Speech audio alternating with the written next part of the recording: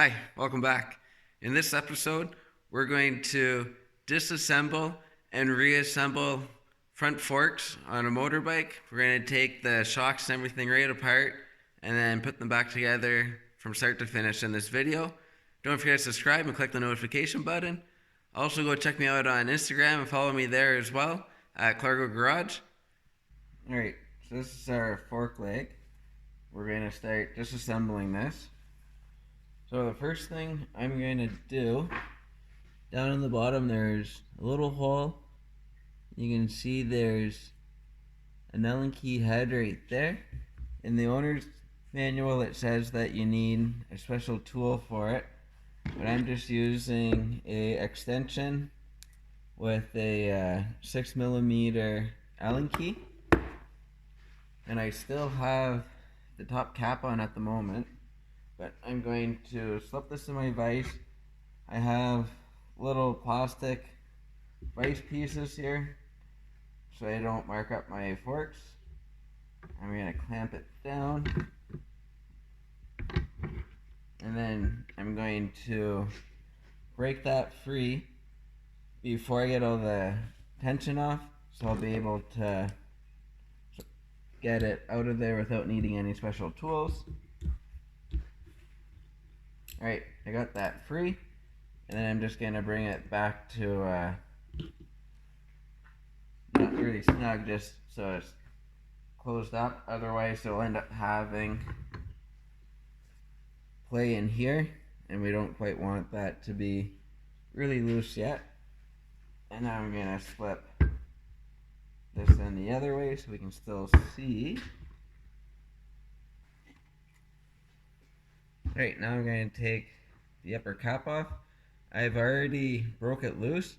I tried breaking it free with it off the bike, and I wasn't able to get it to go because the whole thing wanted to spin. So I put it back on the tree, tightened it down on the clamps, and then I broke it free. So I'm going to put a cup underneath it. There's going to be tension on the spring still, so I like to have my safety glasses on, and I'm just using a 15/16 wrench. Seems to fit on it. I'm going to keep pressure kind of on it, so hopefully it doesn't want to take off because it will be under load.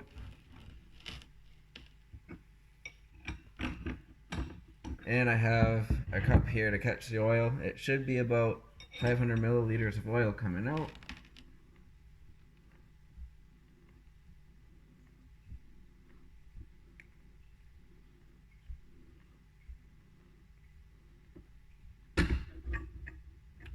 Go.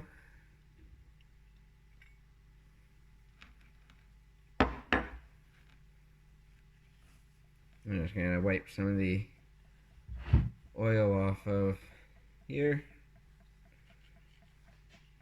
I've already taken the other fork leg apart, and you just want to be conscious of keeping all your pieces together with which fork leg they come from.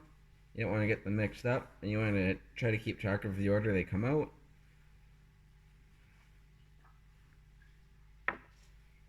And now we're able to pull this spring out at the same time. I will say the oil on this one actually looks cleaner than the other fork leg, but I did have some play in the other fork leg, which is the reason why I wanted to start taking it apart.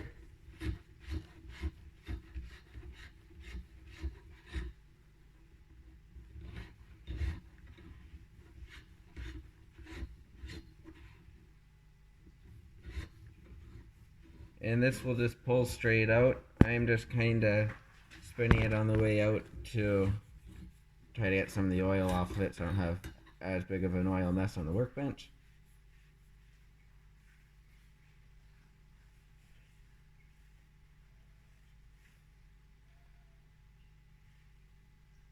And when you have this out, it's a good time to inspect it.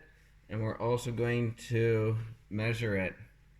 So the uncompressed length should be 22.3 inches long, or 566 millimeters. That would be 56.6 centimeters. So we're going to measure that out right now. Right, I'm going to try to do this so we can see.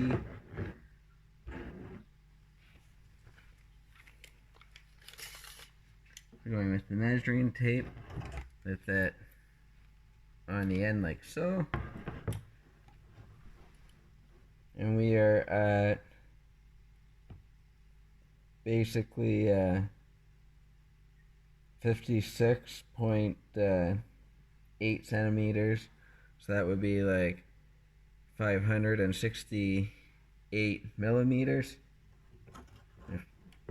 So we are good on this spring.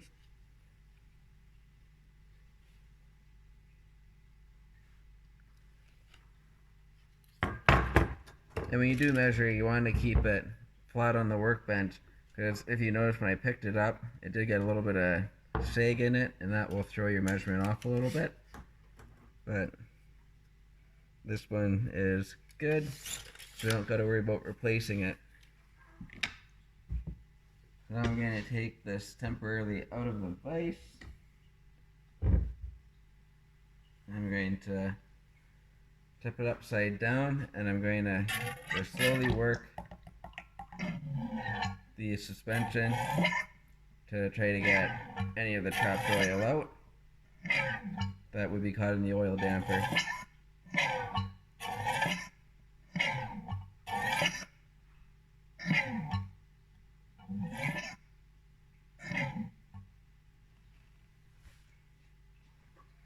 Alright, and I'm going to keep this on a slight angle while I work, just to try to get a little bit more oil out of it.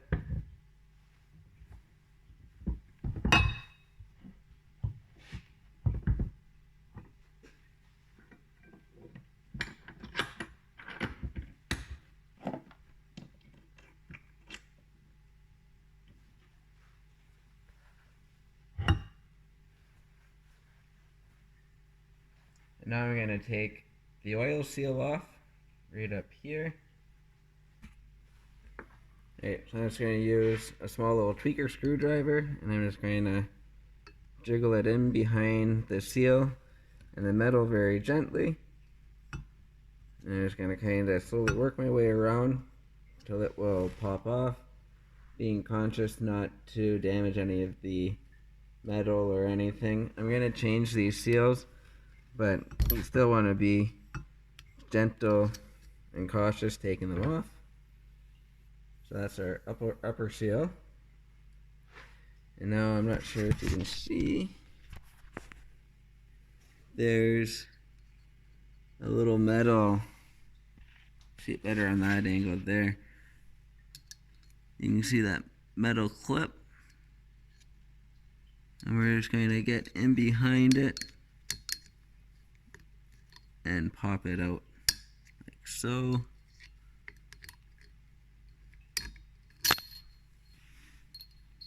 And that's off.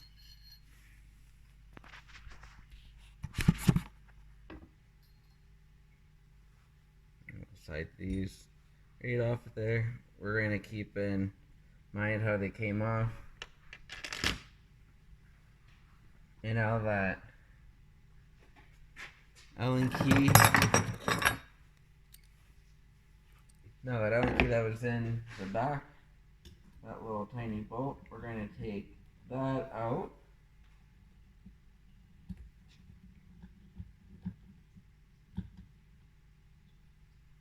That's loose. And there's going to be some oil that's going to want to come out of there.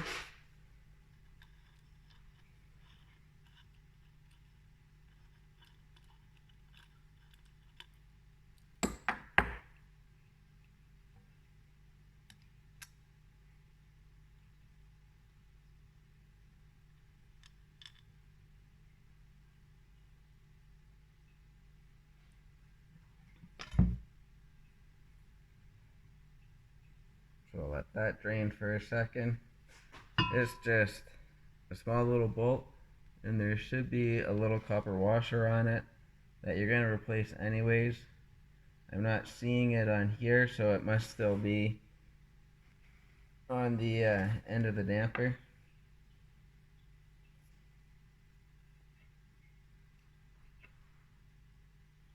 So I'm just going to have to make sure I get that out when I go before I put it back together, otherwise it will cause a leak.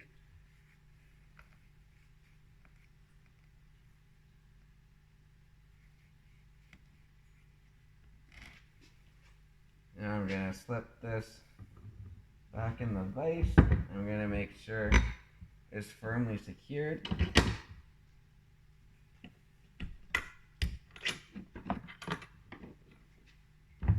And I'm going to spin this out so I can get a real pull on it.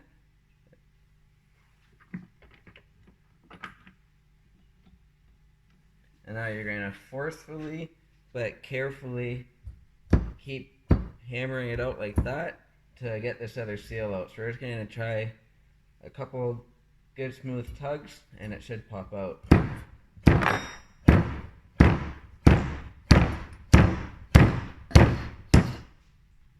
And there you go. That's out. So what we were getting out, there's grooves that it slips in, but there's this rubber, and then there's a washer, and then there's this metal piece here, this slide, and then there's another slide. So that was just the tension of the rubber that we were doing to pull it out. And these will all be changed too. The washer you can reuse, but these two pieces here, they should be changed along with that rubber as well.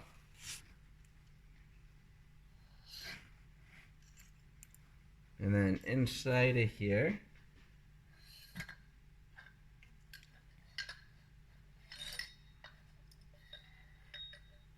there is your lower spring along with the rod. And then in the back there, that's threaded. That nut that that bolt that we took out of the bottom, that's what that threads into. And there's one other piece that is in the bottom part of the fork leg. I don't know. There's the actual bottom damper part. Take this out. Oh no, that's empty. So this was just sitting like that on the bottom, and then this little nut bolt here was threaded in.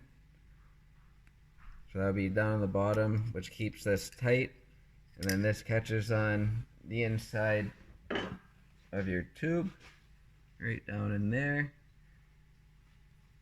keeping it so the fork can't overextend and fall apart. So if that bolt ever came out, you would be able to have your forks fall right apart on you. They would overextend and there'd be nothing to hold it in place. So while I have this out and apart, I'm just going to give it a quick inspection. There's no measurement for this little spring in the manual to double check it. So we're going to assume that it's good. I don't see any physical breaks or anything on it.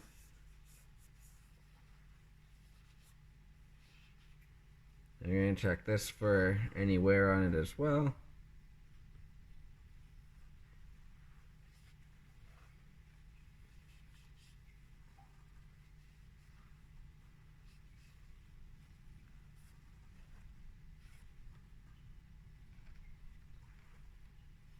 But I'm going to change all these little guys too. These little nylon sliders. Those will be changed. They just slip right on. Pretty easy. This back, I don't know where it came from.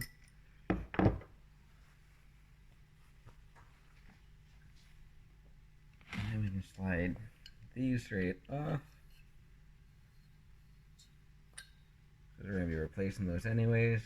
Keep them oriented the way they came. Just going to wipe some of the oil off. I'm going to clean out the inside of these with compressed air and brake cleaner, just to get all the old oil and gunk out, any debris that might be there. I'm not going to do that on camera. I think everyone can figure out how to do that. I'm not going to do that on camera. I figure it might be kind of boring to watch and you can't really see too much while I do it. And then we're going to take this bottom one off as well. It's fairly easy to slip off. I'll put that down. You just take a screwdriver, get in between, and then just lift it off like that. And then it'll slide right off. There's that one as well.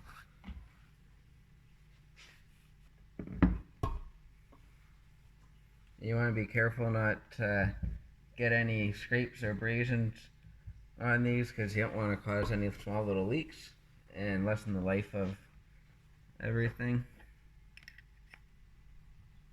As you can see, that oil actually still looks pretty good in it. When I took the other fork leg apart, it was the leg that had a little bit of play on it, and I did notice some shavings in there, had a little bit of a metallic look to it, and it was very black. It wasn't clear like that on my finger, it was black. And looking on the side of the measuring cup, it's about 500 milliliters. We know that we spilt just a little bit, and there would still be a little bit trapped in there that hasn't been cleaned out yet. So each fork leg should take about 500 milliliters of fluid, or about 17 ounces, or about 2 cups, however you want to measure it. But I'm in Canada, so I use milliliters. And you always want to make sure you dispose of your oil properly. I have a container that I'll dump this into, and then when my container gets full, I bring it to a recycling place that can dispose of the oils properly, so it's as good for the environment as possible. And I'm also going to, when I dump this out, make sure that my little copper washer isn't in there if I don't see it on the bottom of here. Which, oh, I see it there, so that's good. So I'll be able to get that off when I'm doing cleanup. So we're inspecting this whole leg. We're inspecting the collars and everything for any excessive wear.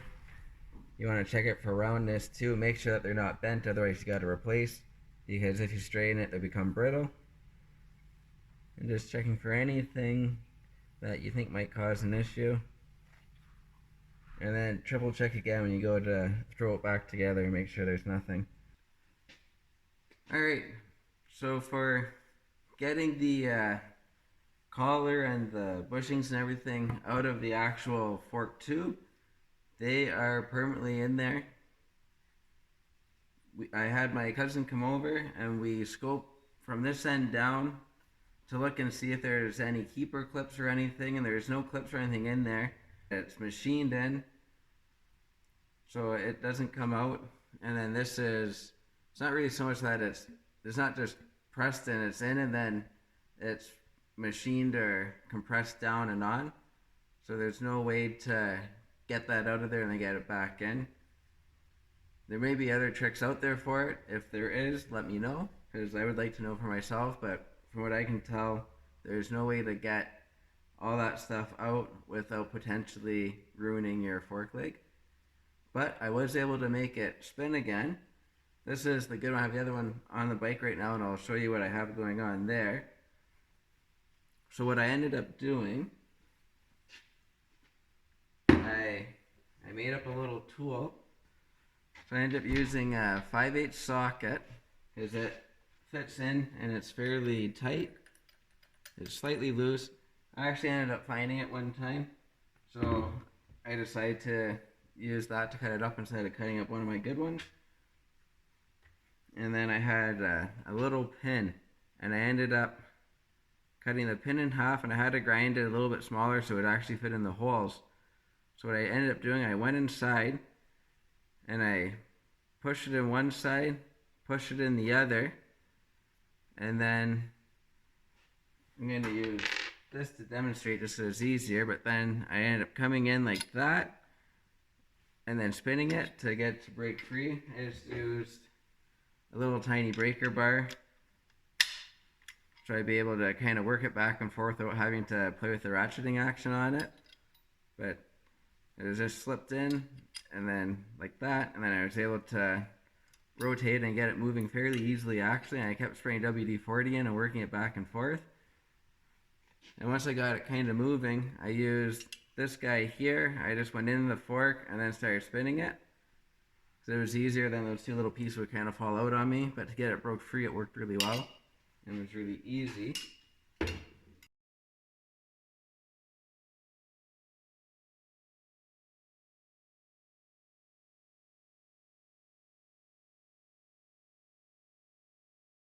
I have already rebuilt one fork leg. It's all together, ready to go.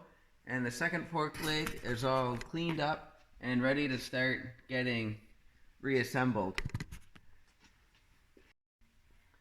Alright, so first thing you're going to want to do before you start your reassembly, you're going to want to clean all your parts.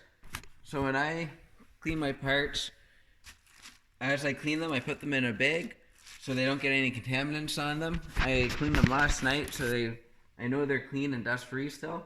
I used just some brake cleaner and compressed air and some rags to wipe everything out clean and dry, and making sure there's no debris or any old oil or anything in there, and making sure everything was free. I'm also replacing all the bushings, all the seals, your oil seal, your dust seal, the inner and outer bushing, the little copper flat washer on the bottom that holds your forks together. I'm also replacing the piston ring, and I'll point all those parts out as we go. So first thing we're going to do, we're going to get our piston out with the spring.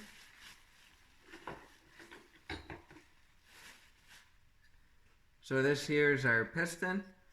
This is the spring. So this spring is on the bottom, so if your forks get overextend, if you're doing a wheelie or if you get a little bit airborne, this will take some of the inertia out of the forks as they extend, so it's not a sudden jar. So I put this screw just in loosely. So we're going to take that out. Put that stuff down there. And then I have a measuring cup. I cleaned it and blew it out. Make sure there's no debris or anything in there. And I'm going to put a little bit of fork oil in it. So I went to my Yamaha dealer. This is the fork oil they gave me. The manual calls for 5W. I'm putting 10W in because I think it'll be a little more responsive and stand up a little bit more to more aggressive driving. So I'm going to put just a little bit in my measuring cup just for lubricating parts. Each fork calls for just over 500 milliliter, so you're going to end up getting stuck either buying 2 containers or you're going to be just a little bit lower on fork oil. I bought 2 containers just to make sure that I have the best ride possible. And I didn't put much oil in there, just a little bit of oil just so I can lubricate as I go. Alright. So I'm going to slip a new piston ring on.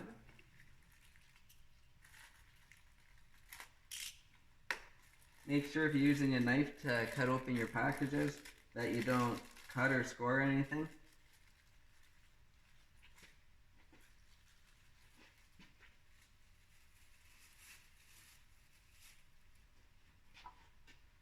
So I'm just going to drop that in the oil, and then I'm also going to put a little bit of oil inside on the seal, or where the ring's going to go. The manual doesn't say you need to do this. I just like to do this to make sure I have lubrication everywhere. And then the ring, it has a brake in it. So you just take it, slip it on, and then it just snaps in like so. Same concept as a ring on a piston. And And then I'm going to put a little bit of lubrication up in here.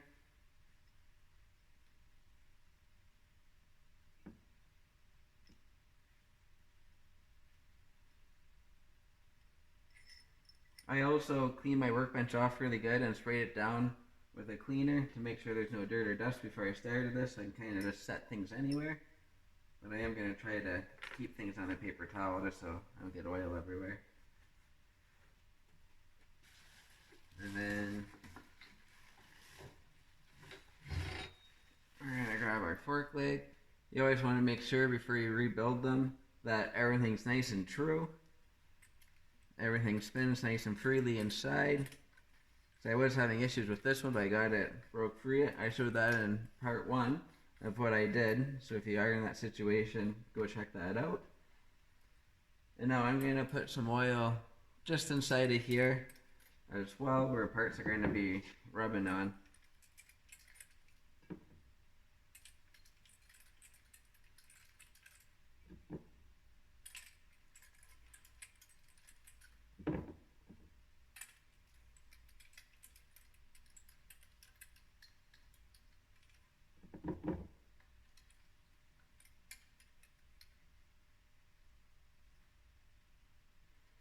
And it also doesn't specify with that collar if you want the holes lined up or not lined up.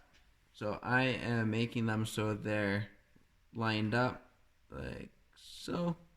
So you can see right through. I'm not sure which way it is the best, but that's how I'm going to do it to make sure oil flow is nice and easy. And things will turn as they need to anyways.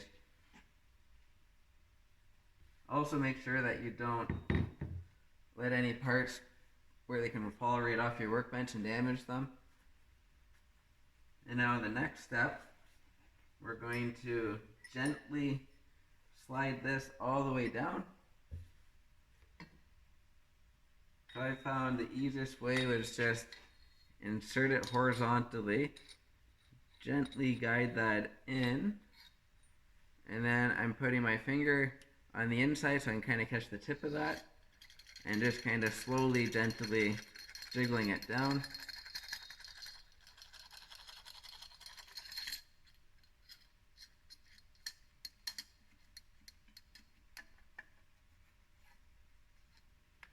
And there's that. So you got your spring in there, you can feel it work.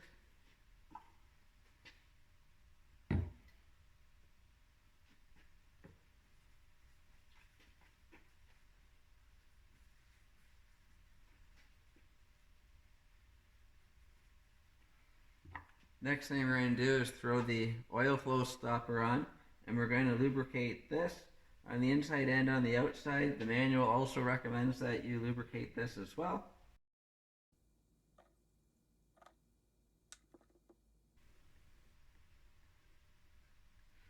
I am trying to avoid getting any oil in the threads on the bottom of the piston, just because we're going to put some Loctite on, and I always think that the Loctite works better if it's clean of debris and any other contaminants. So that's lubricated. I'll slip that on. It just slips on real easy.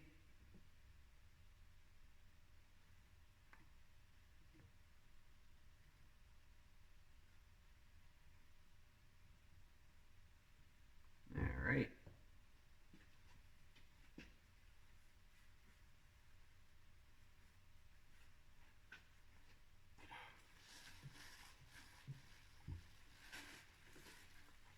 And now we're going to grab the bottom of our fork leg, but I'd like to point out a couple things before we get too far with it, before we put it on. So you can see there's a groove on the inside right there. That groove is where the keeper is going to slip on. So you want to make sure that when you push your seals down, that groove is exposed after your oil seal, so you can slip your keeper on to keep everything retained in. And then the other thing I'd like to point out, you have your bottom groove where the bushing rides, and then there's a washer that will go on top that sits on this groove here, and then it's your oil seal and then this groove is your oil seal retainer, and then this last section here is your dust seal. So what I like to do, so I want to make sure I get everything all the way down, I'm going to take the washer and I'm going to make sure it's clean. We'll triple check it. Never be too clean with this kind of stuff. And I'm going to slip that right down, just dry like that. And then I ended up making up a tool. All it is a 1.25" PVC coupling that I took a Dremel tool to, and I cleaned the inside out of it so it fit over. 1.5" might fit. This is what I had laying around, so this is what I'm using. But I had slipped it on, and you can see how my line is lined up right there. So I know when I put my bushing in that I have to get at least down to that depth to know that I'm all the way on, so things are going to fit properly when I go to the oil seal. So I'll show you how I marked it out. It wasn't really anything special. I just sat that on there. Might not be a bad idea to put an arrow for the direction down so you don't get anything misaligned. And then I just took my marker and I just spun the coupling to make a line all the way around. And then that's the line. So I know when I get to the bushing stage that that's the depth that I'm going to need all the way around. So I know that I'm in all the way. So that's one thing that I did to verify. I tried making a slide tool using the couplings. They're a little too light, but you're able to still make it work and carefully tap them down, and we'll get to that. But once you get the forks together, it'll be a little bit trickier to see that stuff, which is why I wanted to show it right now before you get too far along. It gives you a chance to get set up.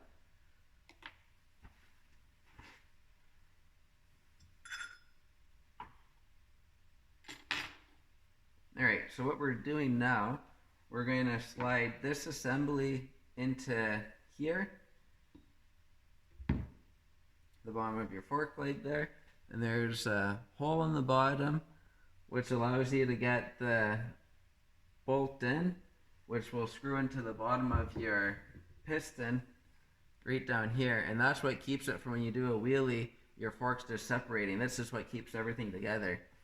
So it's very crucial to make sure that you get Loctite on it, because you don't want that to come loose. Even if you're not doing wheelies or anything, you hit a bump and things just overextend, it could send you for a tumble.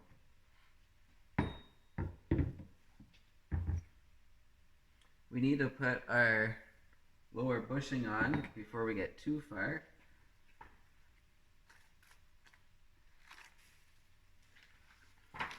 I should read up the part numbers too. So for the plastic piston ring, the part number was 4NK-23157-00.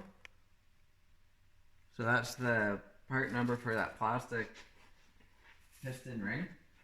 And then for your inner bushing, the part number is 4NK-23135-00. And that's for your lower bushing. So as I go, I'll read out the part numbers so you are able to get the same parts. And these, I'm using all genuine Yamaha parts on here as well. So I'm going to put some oil on this bushing too. And I'm going to put some oil on where the bushing is going to ride to make sure that things are nicely lubricated.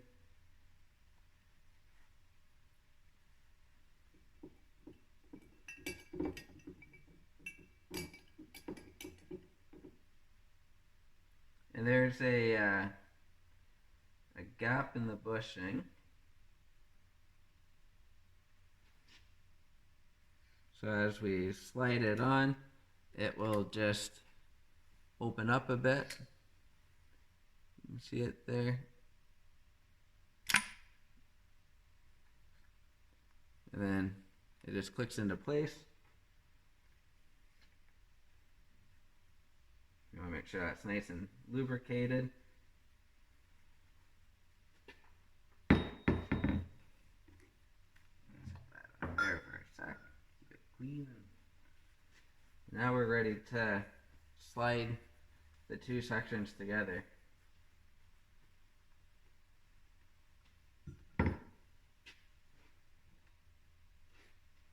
So we're just going to slip it right in, keeping it nice and square. As I get part way, I'm going to put a little more oil on.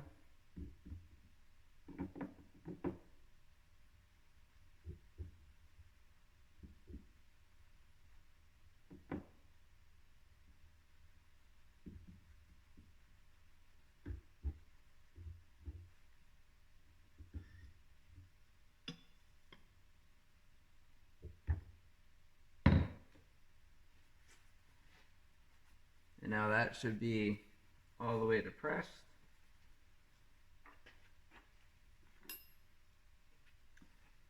So it's a number 6 Allen key for the bolt down low. So I'm going to put it in first to make sure things are lined up, and then I'm going to pull it back out and put Loctite on it and torque it to specs. So I find you can basically just hold it upright and everything should be right where it's supposed to be. We'll just verify this is in. I can feel it want to tighten, so I'm going to loosen it back off and put Loctite on. In the manual, it says that you need a special tool to do this, to hold both halves. I didn't have any issues with just letting gravity hold everything down and then tightening it up. I was able to get torque specs with no issues at all. So I feel fairly confident that you will be able to do the same.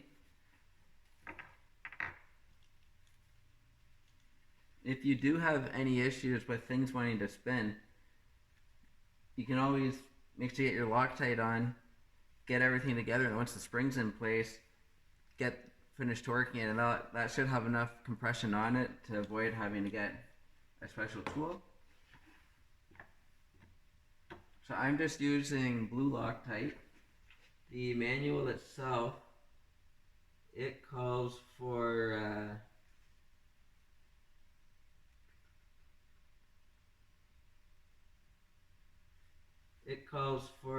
Loctite 204. So I'm just using the blue. It's good.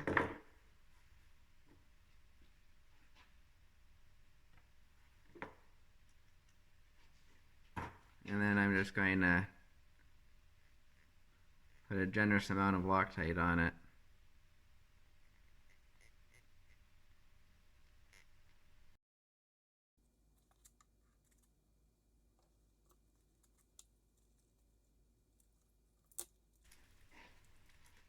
Before we put that in, we're going to put our new copper washer in to make sure we don't lose any oil there. Its part number is 3MA-23163-10, and that's the new number. I should have put this on before I put the Loctite on, but it'll be fine. So that just slips on like that. You can kind of see it there now. And then we'll grab our fork blade again, and we're going up through that bottom hole.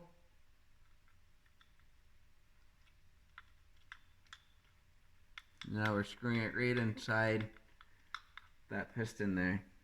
And it wants to get tight.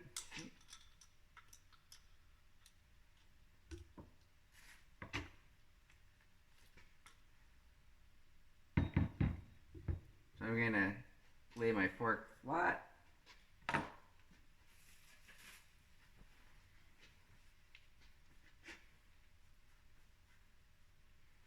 So this bolt, we want to torque it to 20 Newton meters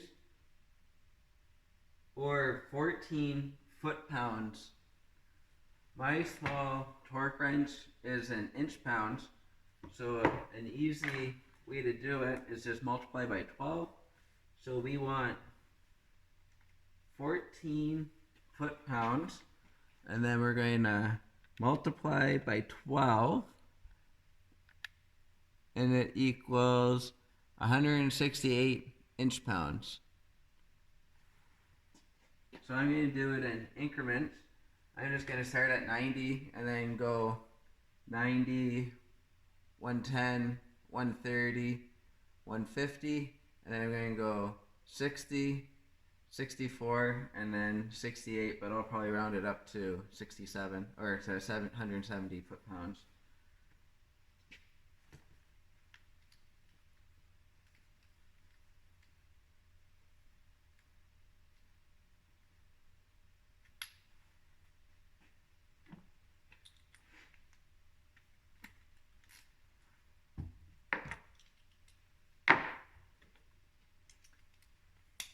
If you have trouble with things wanting to move on you, you can always put it in a vise if you have some soft jaws or wood or something.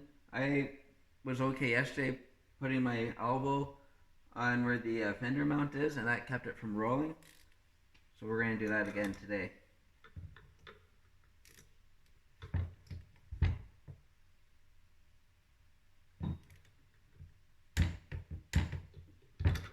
There's one click.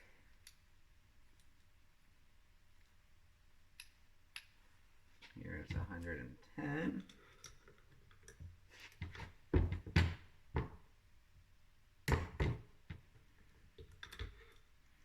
And when you're doing this too, you don't want to be really reefing. You want to go nice and slow so you know you're getting a proper torque that is not prematurely tripping out. Now 130.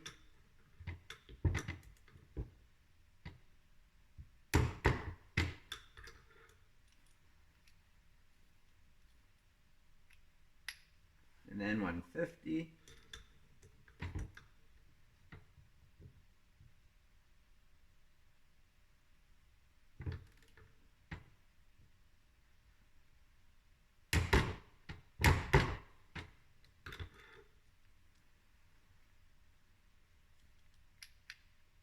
Now we're going 160.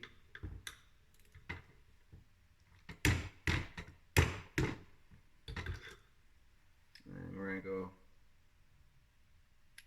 I'm going to go 166.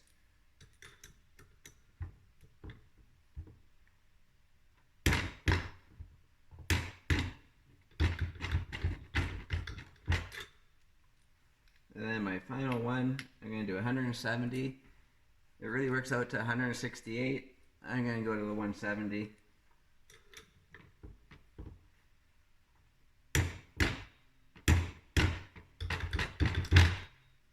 Perfect.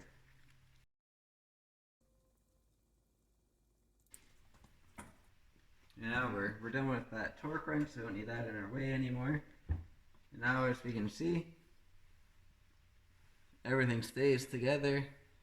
And if you kind of pull on it like that, you can kind of feel the spring fighting against you. So because your mainspring, the fork wants to be riding out like that, and as you hit bumps it compresses. But if you do a wheelie or something, it's going to want to come up and lift up like that. So that's where that short little spring, it takes out that sudden shock.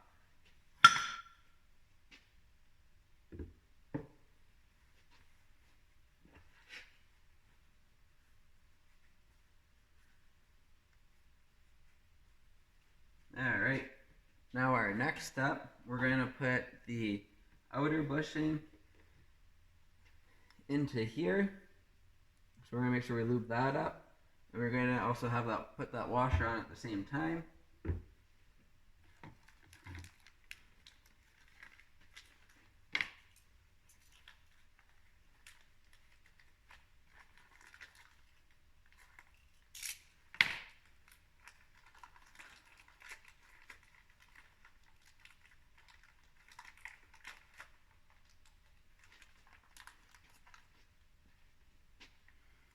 So this is what our outer bushing looks like. The outside will stay stationary in the lower part of the fork, and the inner part of the fork is going to be going up and down in here.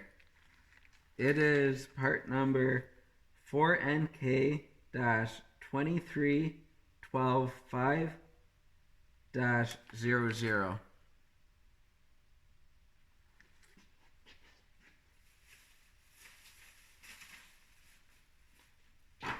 So I'm going to lubricate this up.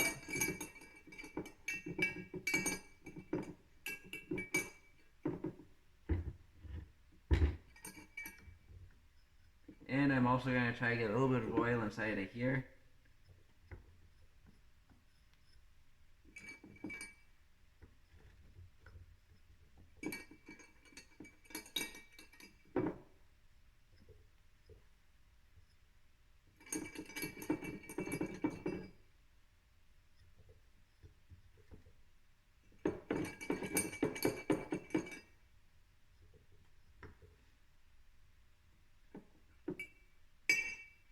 So we're just going to slip it right down from the top. Just kind of right down.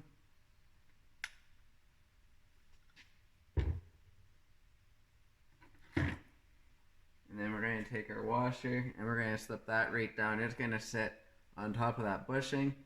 And then as we push down, everything will seat until this washer hits that groove that I showed you earlier that we took our measurement off of. The washer is kind of smoother on one side and a little sharper edge on the other. I'm going to go sharper edge down so it mates better with that bushing. I'm smearing a little bit of oil on here. It doesn't really matter whether you do or not. I'm just going to gently slip that down and over.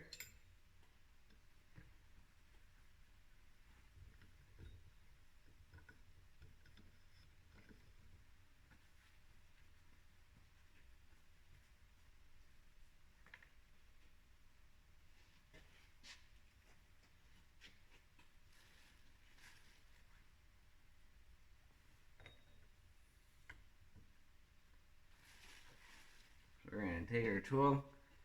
It doesn't really work that great as a slide, but I'm going to use it as a slide a little bit just to get it started.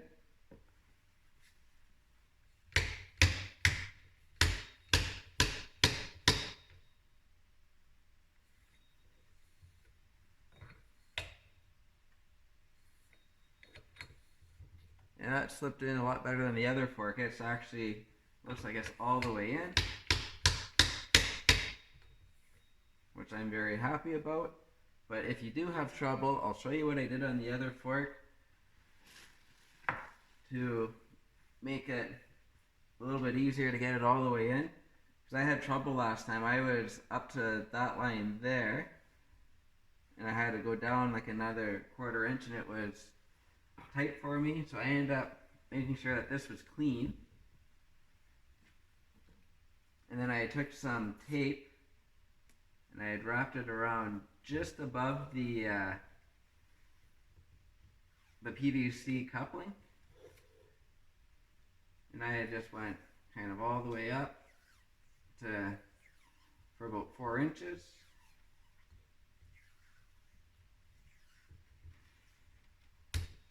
And I always bend a little tab so it's easy to pull off after. So I just went up like that. So it's just above that collar that we made up, that coupling.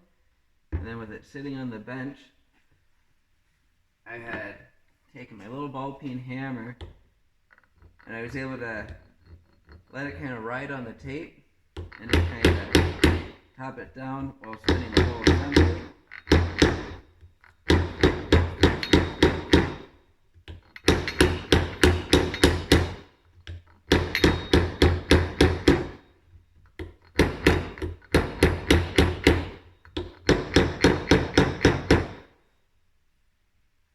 And that's how I did it to get it done the rest of the way.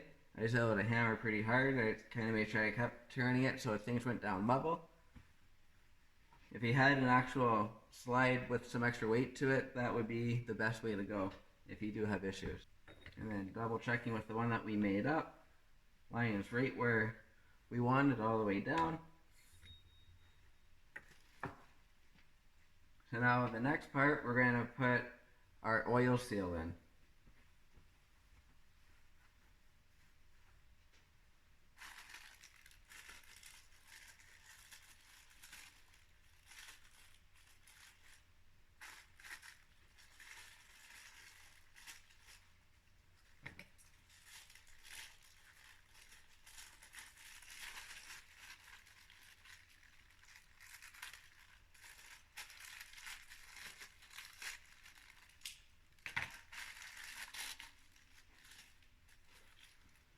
So this is our oil seal.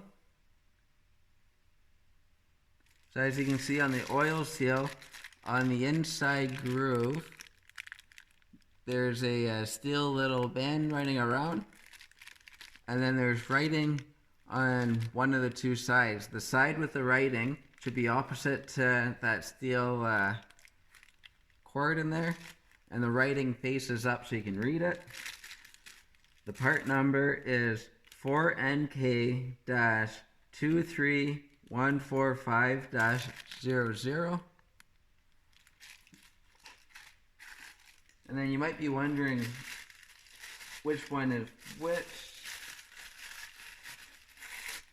This is your dust seal. So as you can see, that little cord is actually visible on the outside of the dust seal. That'd be the top of the dust seal, and that's the top of the oil seal. And then the bottoms are different as well. The oil seal right here has that cord in it, where the dust seal doesn't have the cord on the inside, it's on the outside. And there's also a lip on this is the dust seal here. So there's a lip on the dust seal, so it only goes on so far. Where this one, the oil seal doesn't have a lip, so it can slip all the way down into that fork leg.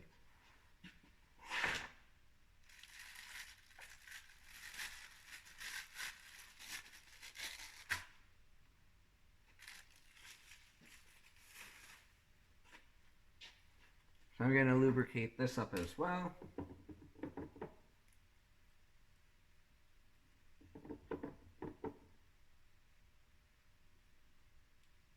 And I'm going to lubricate both sides. This way things will slip in a little easier.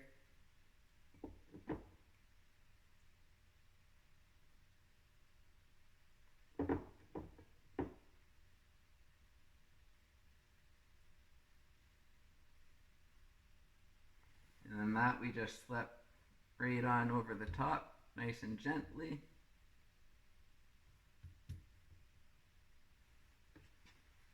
And then we grab our slide tool that we made again. We just slip that right on. And then we slip our other part on, and now we just hit her down.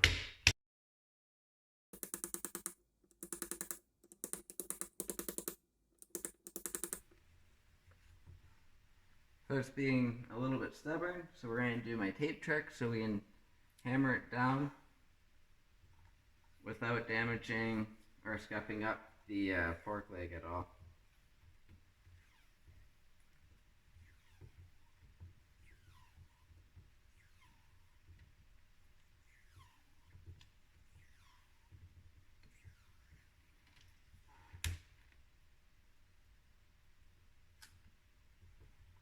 If you're hammering lots on it and your tape starts to get damaged, either put more tape on or take that tape off and then put fresh tape on, because you really want to make sure you don't score anything.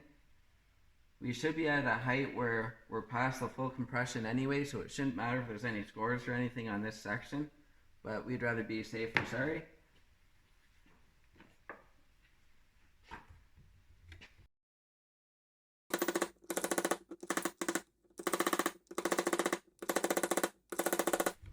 And we just need to get past that groove so we can get our retainer clip in. So I have about the depth of the groove to go, and then we're able to put the retainer clip in. I'm able to start seeing the groove now, so I'm getting closer. And if you notice too, I'm sliding right on the fork like this and hitting down onto it. I'm not coming in with a blow like that, because if you come in like that, you might possibly dent the actual leg, which will make it a lot weaker and cause you other issues, or you might scuff it up. So just running right down straight like that, it gives you the most straight down blow you can have without risking any damage to the actual leg.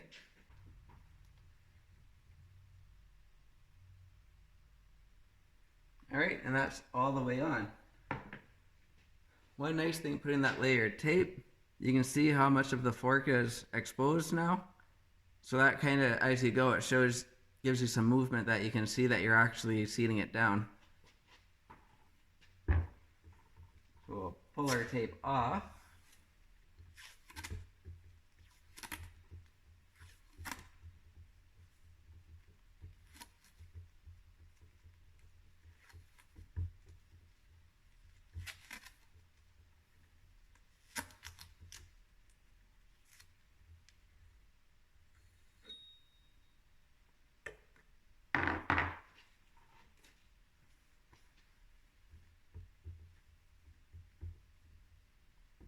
we'll clean the fork leg back up.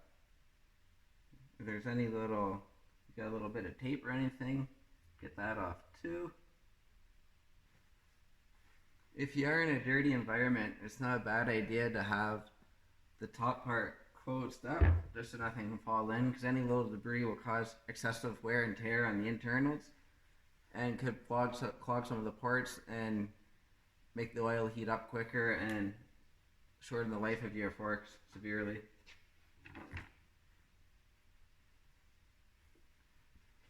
Not sure if you can see this.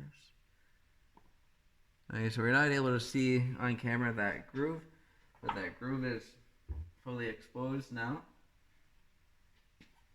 So we're going to put the retainer clip back in.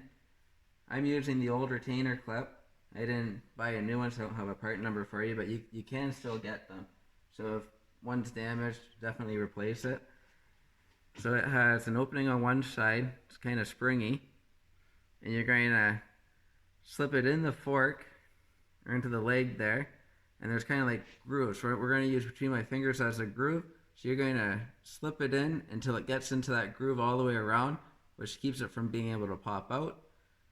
And the way it's shaped, this part here is sitting on the outside of your fork, right there, and then where these little notches come in, those are going to hold your oil seal in place. So we just slip it down from the top again,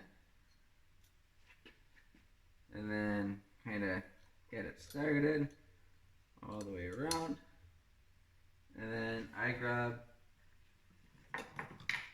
just a little screwdriver, make sure it's clean, and just light little pressure, and you should hear it snap in. So I'll try to come towards the camera so hopefully you can hear it.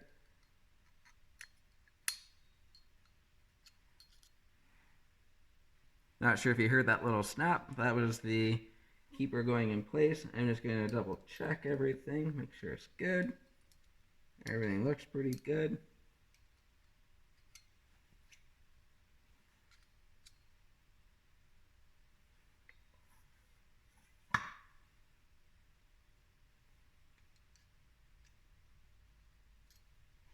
Perfect.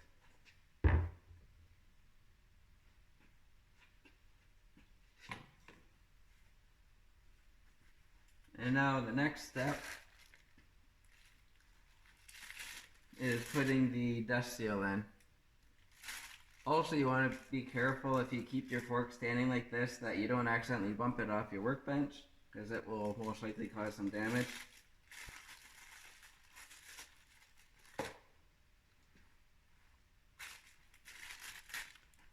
So that's your dust seal, part number 4NK-23144-00.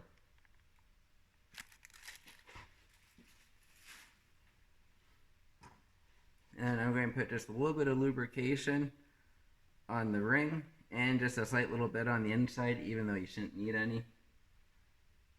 It just helps it slip in a little bit.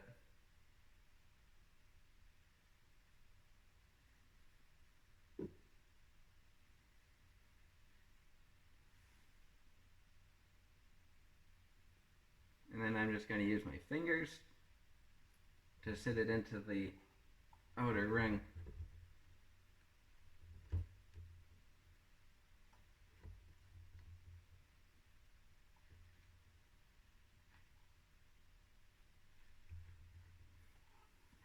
Just like so. So that outer lip is tight on the bottom of the fork. Alright, our next step, we're going to fill this with fork oil.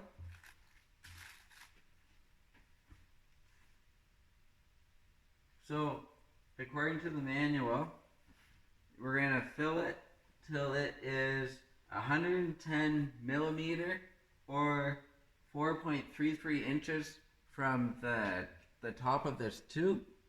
So what I ended up doing, I grabbed a measuring tape and I made this little dipstick up. So this part here will sit on the top of the fork leg, and this part will go into the fork leg. So I ended up measuring it out to 110 millimeter. So I did the first one, and I use this. When I do this one, they should both be the same, because if your forks, if the oil's off level, it will make the bike act kind of funny and want to push one way more than the other, and it either won't handle right, or it could also put you into a wonky wobble that you may crash from. So that's what I did to make sure things stay level. So it just sits right on the top, just like that. So I dump some oil in, and then I sit this in, see if it's close to touching, and then just keep adding it up till this is just touching the bottom of, or the top of the oil. And then I know that both forks are at the same level to the best of my ability. When I drain the oil out, there's about 500 milliliters in them. It's going to take a little bit more than 500 on the way back in, which is why I had to buy 2 containers.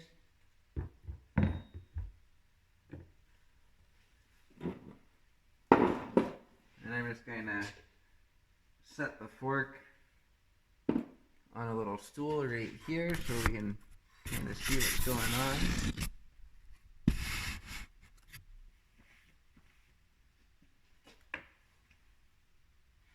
And then you also, when you fill it up with oil, you don't want the shock fully extended. You want it fully compressed without the spring.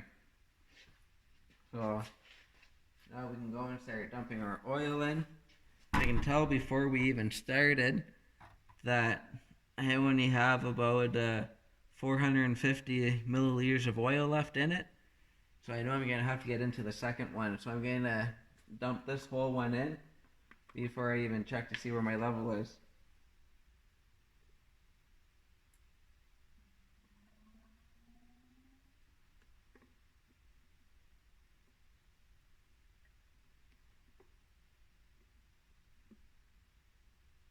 I'll let that drink. Alright, I'm going to work the piston back and forth a few times to suck all the oil in.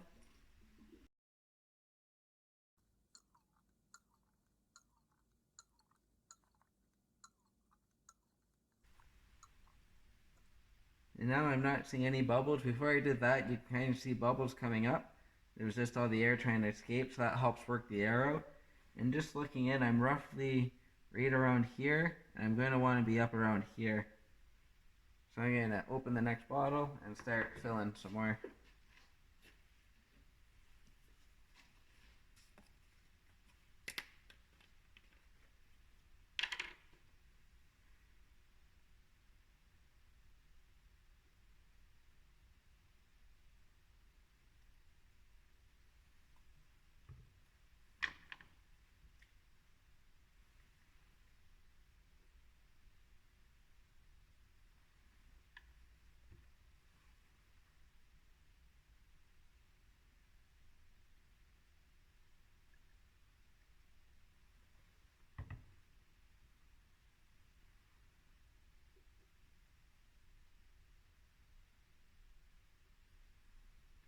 I'm starting to get close now, so I'm going just little increments and then double checking.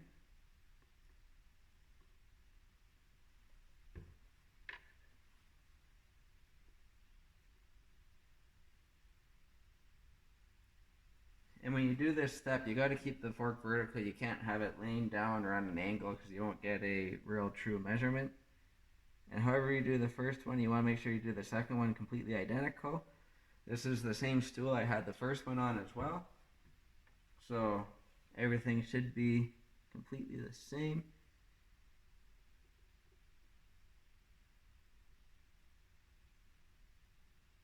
And perfect. Not sure if you are able to see that or not.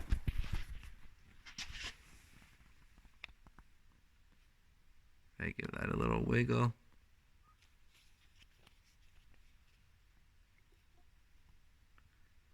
It's just touching the fork oil.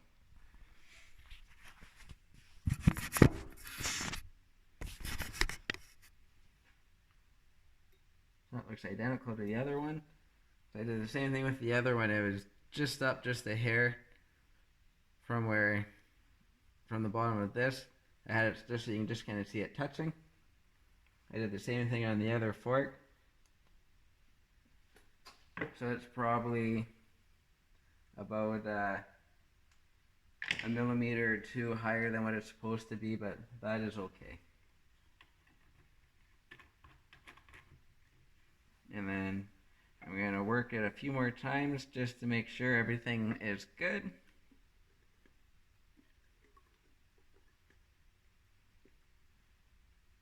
And then I'm going to recheck one final time.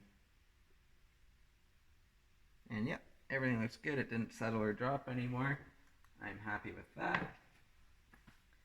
And now our next step is going to be to throw the spring in.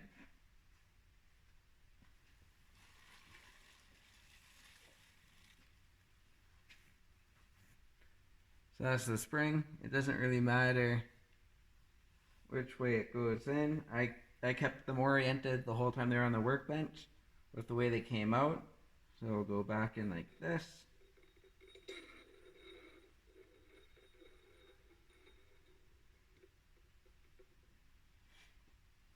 And then I'm just going to put a little bit of oil on top of there to keep things nicely lubricated.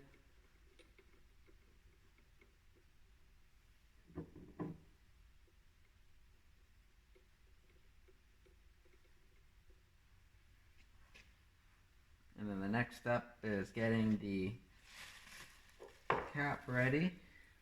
There's the cap. I replaced the O-rings on this as well. They sit right in this little groove here.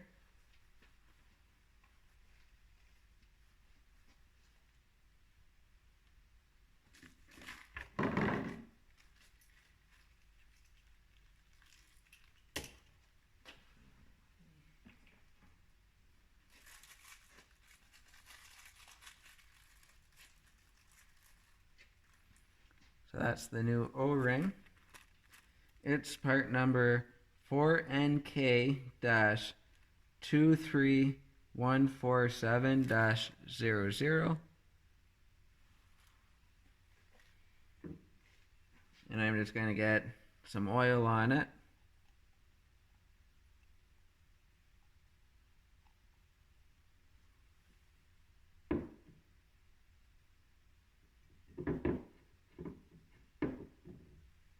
And I'm going to smear some oil on the actual threads as well as that groove, and I'll put a little bit on the inside as well.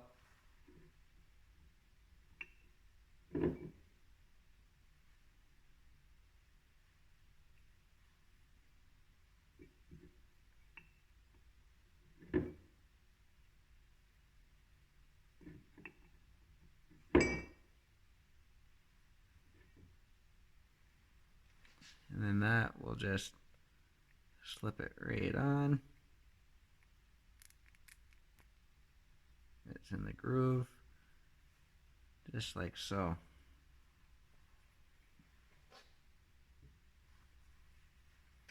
Alright, now the last step is getting the fork cap on. And I found this to be the hardest step. It takes a little bit of muscling around with it, but I found it helped having my wrench on the top, gave me a little more leverage, and I was able to turn it a lot easier.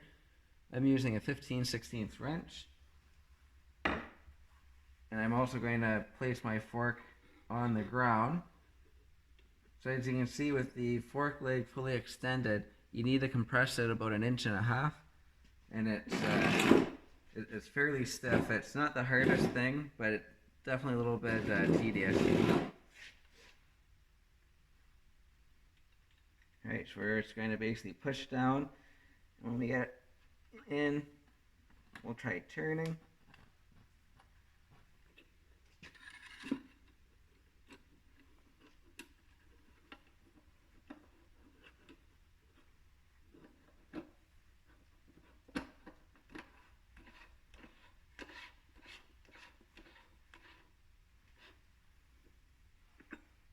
Alright, that's started now. I'm not sure why putting it up on a stool made it a little bit easier, able to see a little bit better, or a little bit better angle. I think I was just slightly cockeyed. but that went pretty good. And now we can tighten this up.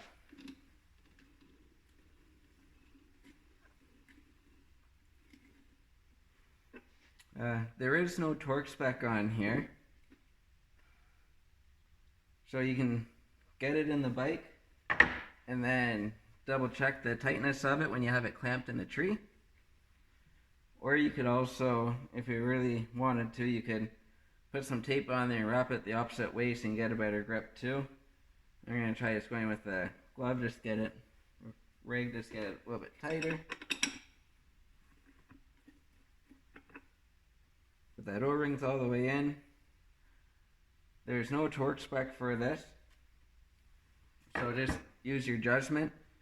I wouldn't say loose or anything. I would go snug or just slightly tighter than snug.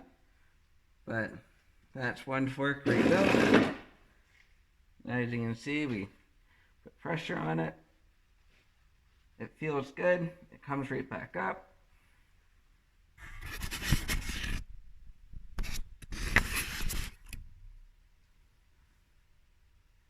There we go.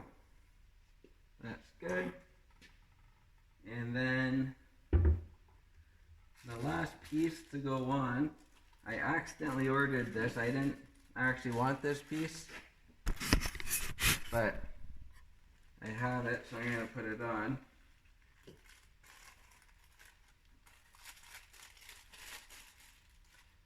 The piece, my bike has the nice chrome pieces on the forks, and this goes on here so they don't rub on it. My old ones were good. When I ordered it, I actually thought it was the plastic internal piece on this guy here, but it's not. If I would have known that, I wouldn't have ordered it, but it is if you do need one. Part number 4NK-23193-00.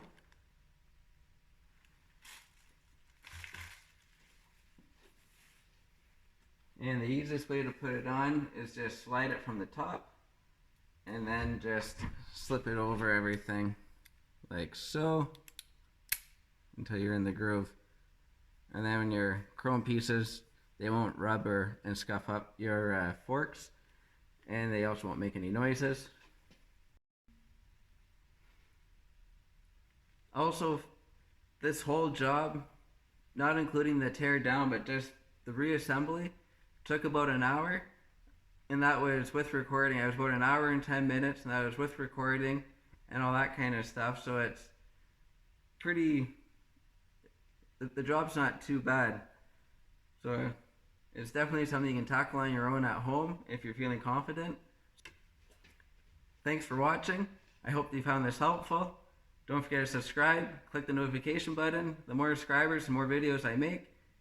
So let's keep getting more videos made and subscribing. See you next time. Have a great night. Oh, and don't forget to check me out on Instagram at Clargo Garage as well. Have a great night.